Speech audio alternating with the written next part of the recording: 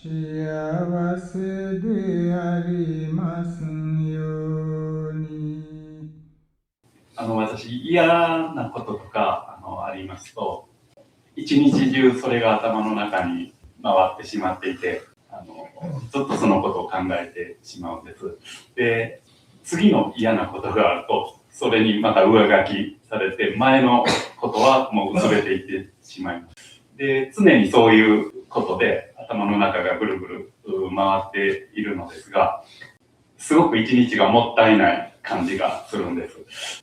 今、その自分がやってることに集中できるような、そういうヒントとか方法とか、あればお願いします。これちょっと複雑ですね。とにかくやることに集中したいしね。何か頭に入り、こびりついたらそれもなかなか抜けられないしね。あんたそちらに集中していることを発見したらどうですかね。嫌なことあったらそれにずっと集中して、それだけリピートしてるでしょ。それやめて別の仕事に同じことやれば。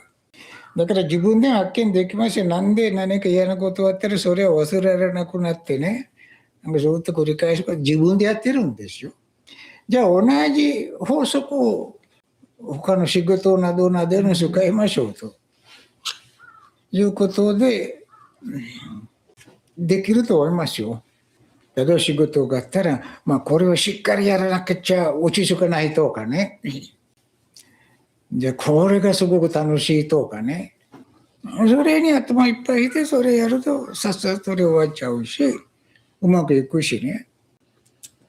嫌なことあったら頭にこびりつくっていうのはね、やっぱり自分がそれなりの感情を作って、それキャッチしてるんですね。だから逆のものを作らないとね、そうすると落ちるんですね。磁石みたいなね、円の磁石をこうやって S 作っちゃうと、もう透けちゃうでしょ。磁石は円極だったらこちらも円極作っちゃえば。そうすると、繋がらないんですね。だから対象が期待する反応を出してあげるんですね。それやめれば。やってみるとすごいシンプルなことなんですね。嫌なことを思ったらね、これは毒が入ったとね、細菌が入りましたと、感染しまったと。これから心がちょっと動きがね、もう悪くなりますよということを覚えてください。あるいは心の、スムースに心が流れることに邪魔が入っちゃったんですね。だから欲やら怒りやらね、落ち込みやら、特に自我の気持ちとかね、入っちゃうともう流れが、なんかおかしくなるんですね。それを思って一旦確認するんですね。で、消えます。嫌な気持ちがあったら、そういうこびりついた状態しないで、邪魔が入りましたと。これでもうずっとブレーキかけられちゃってね。ブレーキを踏んだままで前進しようとしてるんだよと。自分に言っちゃえば、すぐあれが外れますね。それほど難しくないんです。嫌なことを忘れられない人はいますよ。その人は好きなんで、それはコピーして、出来事終わっているのに、いまだにそれ心の中で再生しているんですね。妄想を通して。人に嫌なことをされたら言われたら、瞬間の出来事、それでも消えちゃいます。でも自分がそれもう再生するんです。ずっと。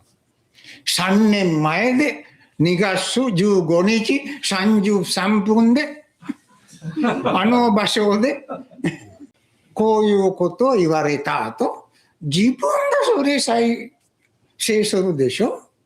人のせいじゃないんです。人に悪いことをされても、悪い言葉言われたっても、瞬間だけ言った人もそれ忘れてるんです。聞いたら、私が言ったそんなこということなんですね。でやられていたらそれはずっと自分で再生して大事に持ってるんですね。人間っていうのはもうクソなら大事に持って宝物だったらすぐ捨てるという生き方で、だからお釈迦様はみんな無知やと。例えばみんなこの慈悲のメスを教えたらいかにこれに反対するのかという思想ばっかし。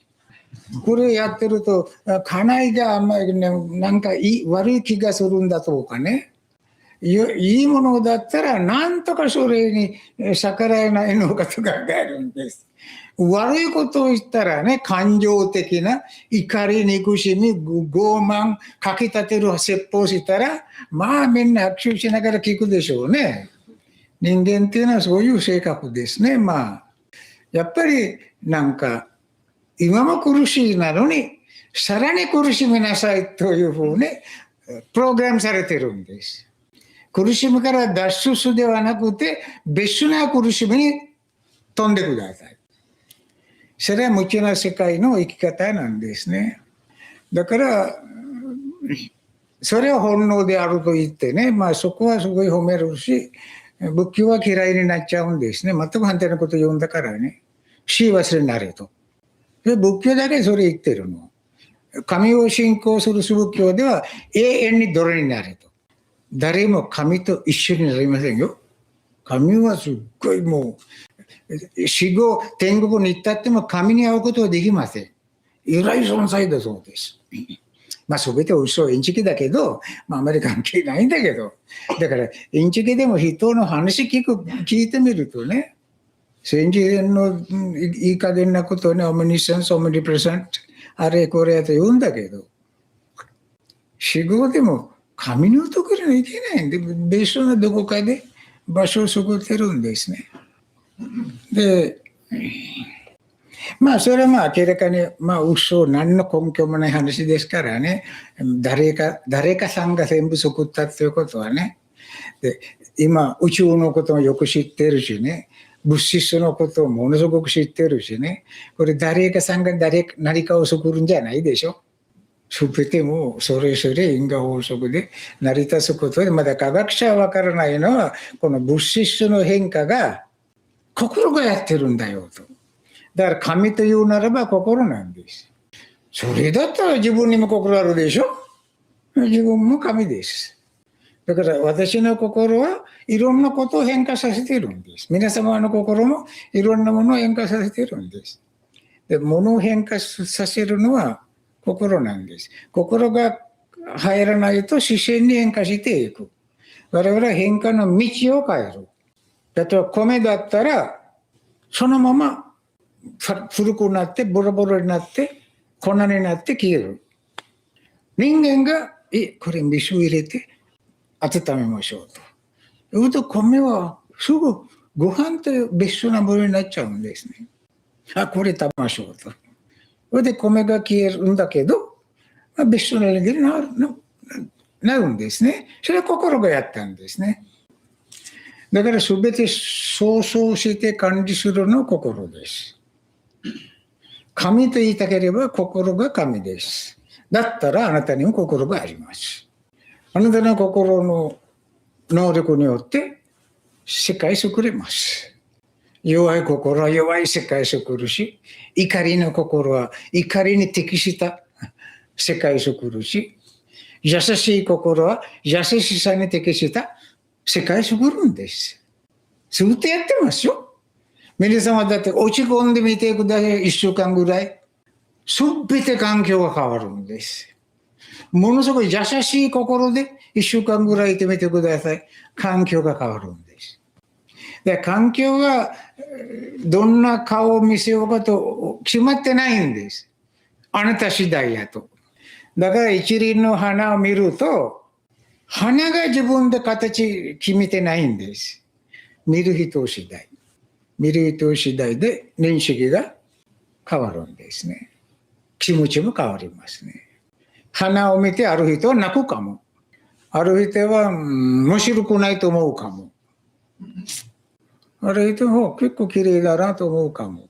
これ花のせいないでしょ。自分の心次第。世界は苦しいなと、それ心次第、世界って素晴らしいの、心次第ですね。自分の家族は暗いと言ったら、その言ってる人の心次第。自分が忙しくて瞑想なんかできるわけない、あなたの心次第と。自分がそう思ってるだけ。だから環境変わりますよ。心の希望通りに。例えば瞑想実践しますと。素直に決めたら、ものの見事に環境が変わってるんです。誰もそれに何も言いません。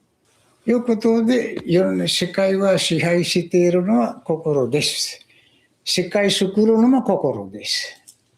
創造者、管理者は心です。心とは神ではなくて一人一人の生命にあるエネルギーです。残念ながらゴキブリもあります。だから威張ることはできません。私はもう世界創造する力の一部持ってますと言ったらゴキブリさんも私は持ってますよ。ミミズも私は持ってますよと。ですから威張らないでください。心ある心が現象世界を救ってるんです。ミミズも世界救ってるでしょ。でミミズがいっぱい住んでるんだったらそこで畑作るために一番いいでしょ。土が変わってるんです。結構野菜が元気に成長するんです。ミミズが一匹目なかったらちょっと信頼できない。化学肥料でも入れなくちゃいけなくなっちゃうんです。というわけでミミズすら環境を変えているんですね。人間も環境を変えてもう地球丸ごと破壊して、殺し合いの場合は殺し合いやめなさいじゃなくてどちらが正しいかと広げるんですね。それは殺し合いを応援することでしょう。断言殺しは良くないと言わないと。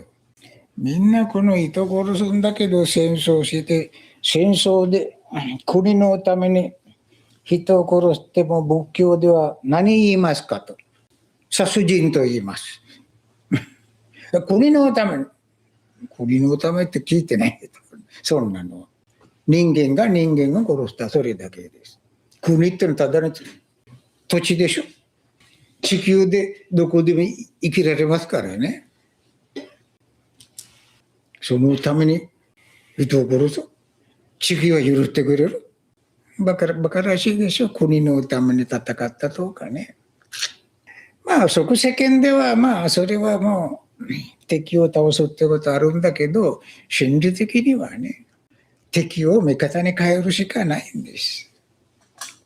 あんた方は我々は戦いませんと言ったら終わりです。一方的に戦うことはできませんよ。人間それほど鋭くないしね、まあしょうがないんですね。まあ、とにかくポイントはこれ。自分次第。自分の心次第。自分の世界が変わります。他の人が変わればそれ関係ない。どこにいても自分の世界でしょ。今こちらにいる人々はそれ自分の世界。電車に乗ったらそれも自分の世界。家に戻ったら自分の世界。他の人の世界に入れませんよ。入ったら自分の世界ですよ。自分がいるところは自分の世界。でそこはいい世界にするのは自分の仕事。どこでも自分がいるんだからね。散歩に出たら一歩一歩進むんだけど、どこを進んででも自分の世界。散歩で1キロに行ったところでも、その時でも自分の世界。周りが変わったからといって自分の世界。それは穏やかでトラブルない優しい世界にしてください。一歩一歩進む場合は、三歩目は嫌な世界やってしないでください。ここはいいんだけどね。あれ子供たちみたいね、授業中は嫌な世界で、授業終わったとたら楽しい世界とかね。いうふうにしない方がいいんですね。いつでも自分の世界だからその世界を自分なりに優しい、美しい、気持ちいい、まあ世界に作るということが正しい生き方になります。はい、以上でございます。まだ、時間はシステムありますかね。